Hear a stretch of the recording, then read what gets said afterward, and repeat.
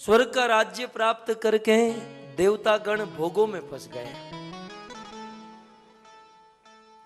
और यहां दैत्य गुरु शुक्राचार्य आए, मृत संजीवनी विद्या से असुरों को जीवित किया। उन दिनों असुरों का सम्राट बलि महाराज था, प्रहलाद महाराज के वंशज बलि महाराज। बलि महाराज को जीवित किया। कहते हैं शुक्राचार्य ने भृगुवंशी ब्राह्मणों को बुलाकर बलि महाराज के हाथों से विश्वजीत यज्ञ करवाया। देवता भोगों में है और असुर यज्ञ कर रहे हैं।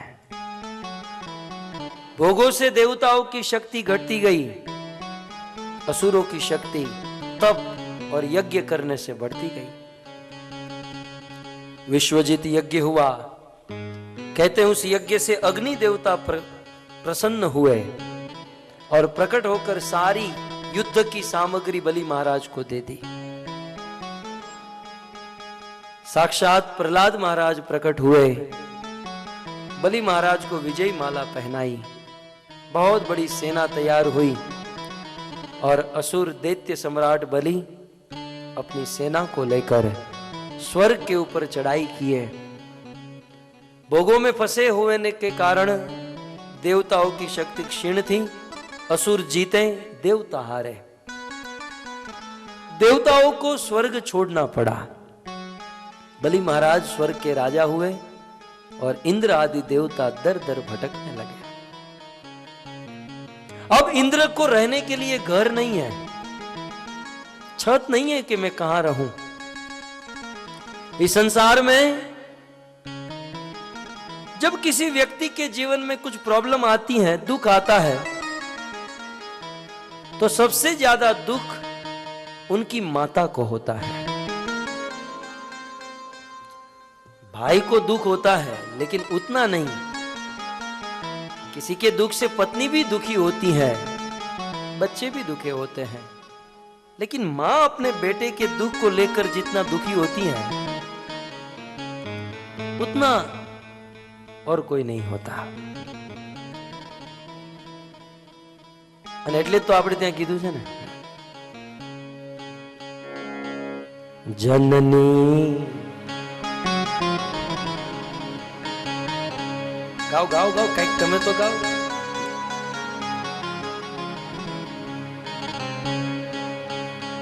મારે સુર નથી મળતો, પણ જનનીની જોડ સખી નહીં જડે, मां ते मां। यहां पर भी ऐसा ही हुआ कि इंद्र के दुख से सबसे ज्यादा दुख उनकी माता अदिति को हुआ कि मेरा बेटा ऐसे ही घूमता रहे। अपने पति कश्यप जी के पास गई, निवेदन किया कि मेरे बेटे को स्वर्ग वापस दिलाओ। मैं कुछ नहीं कर सकता, वो तो भगवान ही कर सकते हैं। भगवान कैसे मिलेंगे? देवी तुम्हें एक व्रत करना होगा। कौन सा व्रत? पयोव्रत। 12 दिन का पयोव्रत किया। पय माने दूध पीकर। और 13वें दिन भगवान विष्णु प्रकट हुए। कहा देवी क्या चाहिए? बोले मेरे बेटे को आप स्वर्ग वापस दिलाइए। भगवान ने कहा कि देखो मैं इन बलि को मैं मार नहीं सकता, क्योंकि इसने वैष्णवों की सेवा की है, और जो वैष्णव ब्राह्मणों की सेवा करता है उसे तो मैं भी नहीं जीत सकता। तो युद्ध तो इम्पॉसिबल है, लेकिन एक काम कर सकता हूं कि मैं तुम्हारा बेटा बनकर जन्म लूं और बलि के वहां भीख मांगू और स्वर्ग भीख में लेकर मैं आपके बेटे को दे दूं। जैसा भगवान ने कहा वैसा ही हुआ। सुखदेव गोस्वामी कहते हैं भाद्रपद शुक्ल पक्ष द्वादशी तिथि मध्याह्न ठीक दोपहर को 12 बजे अभिजीत मुहूर्त में अदिति के गर्भ से भगवान का एक विशेष अवतार हुआ और वह अवतार था वामन अवतार। श्री वामन अवतार की। वैसे तो इनका नाम था उपेंद्र, इंद्र का छोटा भाई होने के कारण उपेंद्र, क्योंकि वामन इसलिए हुआ क्योंकि इनका कद, इनकी हाइट बहुत छोटी थी, ये बौने थे, और इसी को अपभ्रंश में बौने को बामन कहते हैं, वामन कहते हैं। अब देखते ही देखते 5 साल के बालक हो गए, तो भगवान ही थे। देखते देखते 5 साल के बालक हो गए, और जैसे ही इनका जन्म हुआ तो कहते हैं सूर्य देव प्रकट हुए, और प्रकट होकर सूर्य देव ने गायत्री मंत्र का उपदेश किया। देवताओं के गुरु बृहस्पति आए, बृहस्पति ने यज्ञ पवित्र जनोई पहनाई, अदिति ने कौपिन और उत्तरीय वस्त्र दिया, देवताओं ने एक छत्र छाता दिया, वन के स्वामी चंद्रमा ने दंड दिया, सप्तर्षियों ने कुश दिया, सरस्वती ने रुद्राक्ष की माला पहनाई, कुबेर जी ने भिक्षा पात्र दी, और अन्नपूर्णा जगत माता अन्नपूर्णा देवी ने प्रथम भिक्षा प्रदान की। तब तक तो एक कोई आदमी आया और भगवान वामन के कान में कुछ बात कहा, और भगवान सारे सबसे सुसज्जित होकर वहां से चलने लगे। लोगों ने पूछा भगवान वामन से कि भाई आप कहां जा रहे हो? तब भगवान कहते हैं विष्णु वामन थई चालिया रे,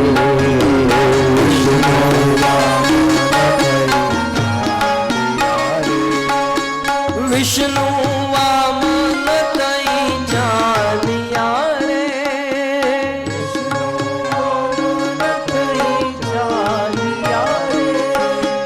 मटाड़वा बीजो इंद्र मरावाला,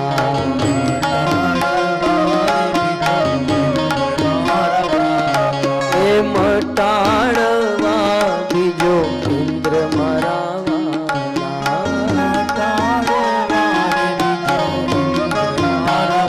अपने काम करिए, उभा थे चालू करिए, खड़े होकर भाव से नाचते हुए, क्योंकि भगवान का एक दिव्य अवतार हुआ है भगवान वामन के साथ। विष्णु वामन तई चालिया रे, विष्णु वामन तई चालिया रे, विष्णु वामन तई चालिया रे, विष्णु वामन तई चालिया रे, मटाड़वा बीजो इंद्र मरावाला,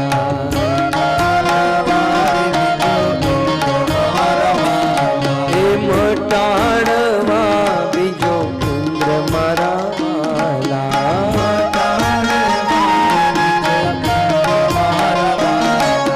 विष्णु वामन तई चालिया, सर्कल गोल गोल सर्कल करो,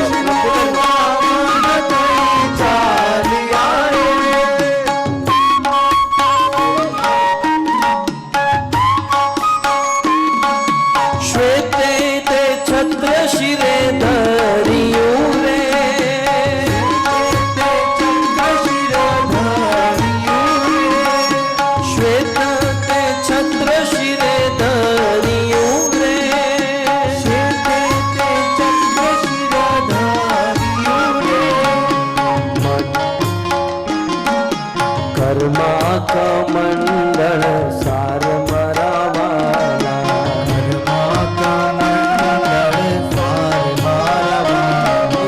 कर्मा कमंडल सार मरावाला,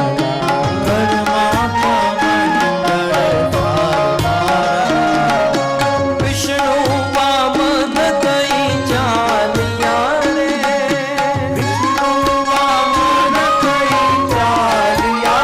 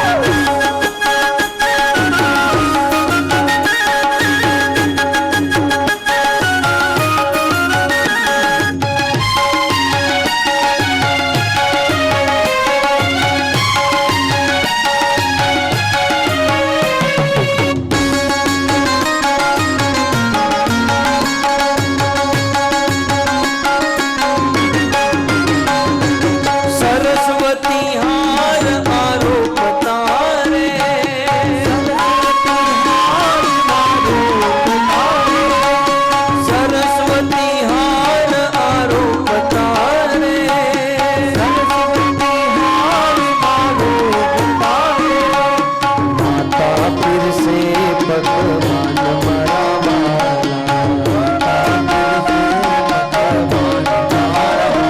इन्हें माता फिर से भगवान मारा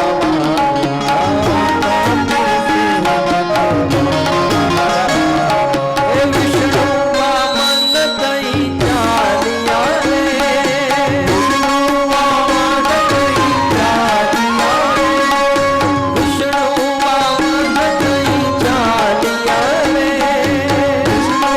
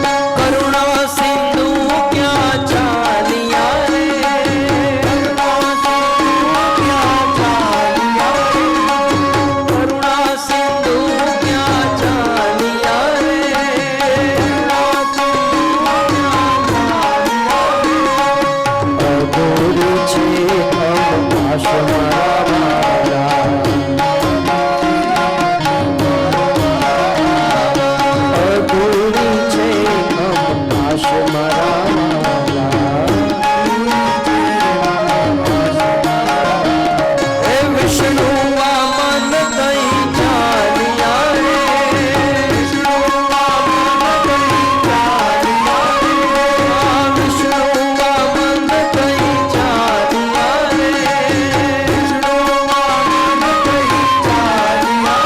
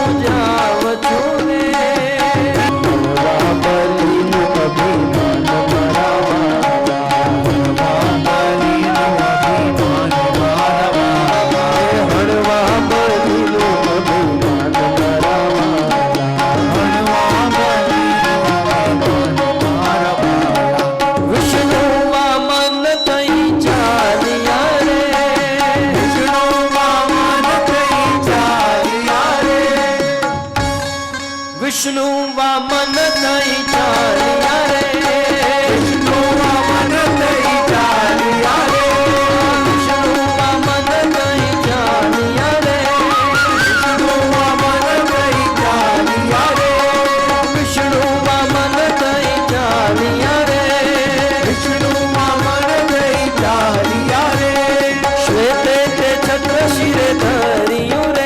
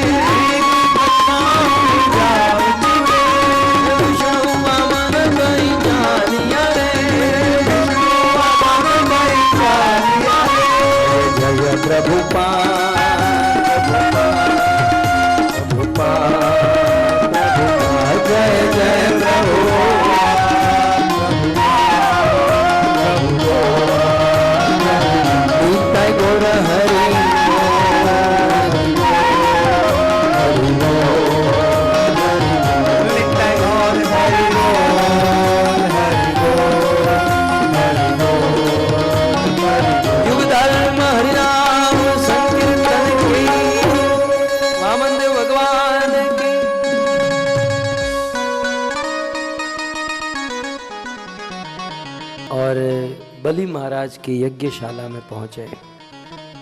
बलि महाराज भी 199 अश्वमेघ यज्ञ कर चुके थे, 100वां अश्वमेघ यज्ञ कर रहे थे।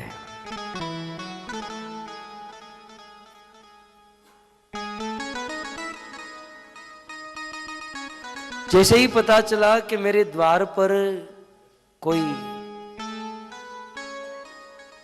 ब्राह्मण आया है, बलि महाराज खड़े होकर भगवान वामन के पास गए।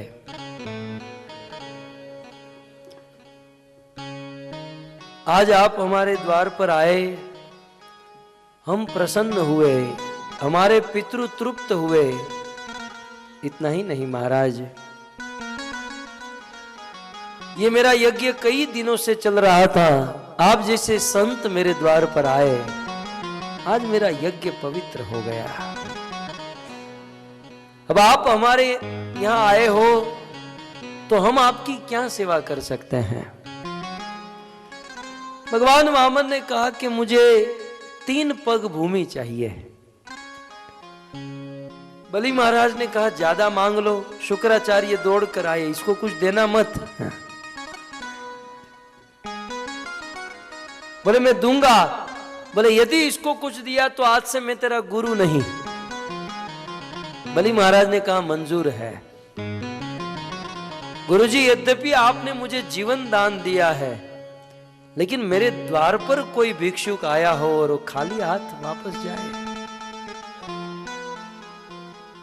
रही मन वो नर मर चुके, जो नर मांग न जाए, उसके पहले वो मरे जिसके मुख से निकसत ना आए।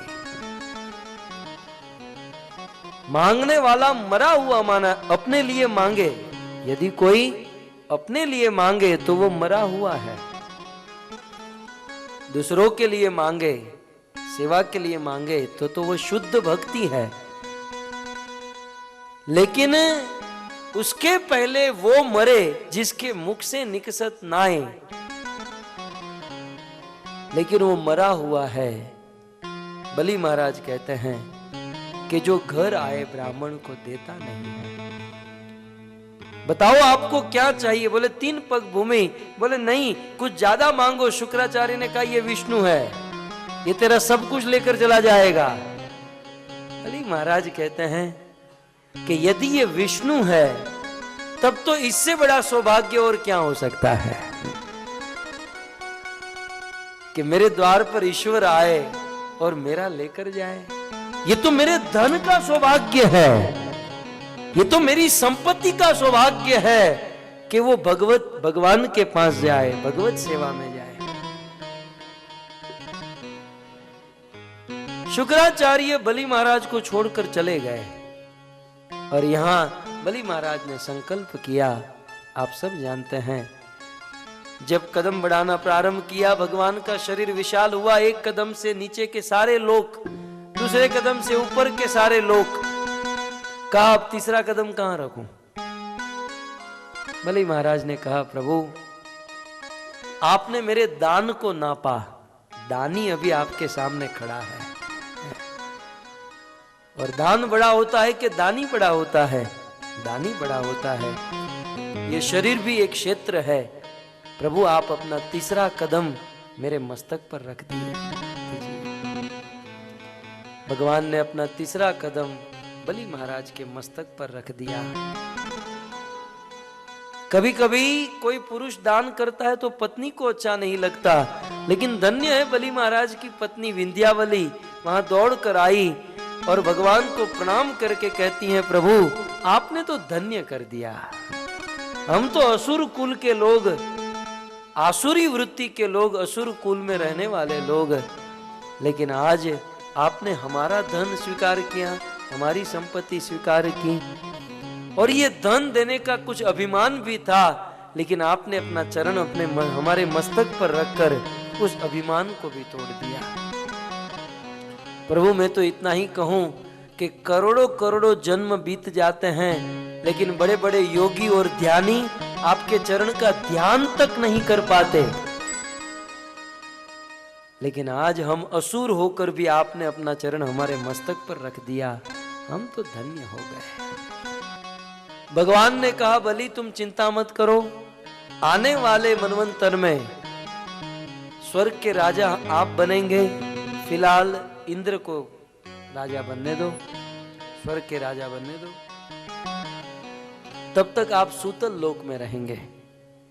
बलि महाराज ने कहा सूतल लोक में भेज रहे हैं, मैं क्या करूंगा, आप भी हमारे साथ चलिए।